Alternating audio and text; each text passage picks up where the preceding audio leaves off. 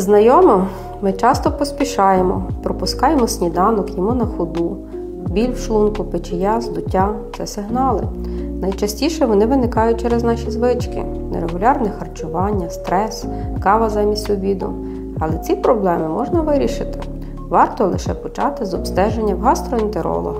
Маючи багаторічний досвід роботи з гастроентерологічними пацієнтами, з пацієнтами цього профілю, я дійсно можу переконливо сказати, що люди часто порушують режим харчування через свої різні психоемоційні перевантаження, мають проблеми з травною системою. Тому раджу, якщо ви маєте такі проблеми, звертатися до наших фахівців в центрі НОВО. І ми вам радо допоможемо з вашими проблемами.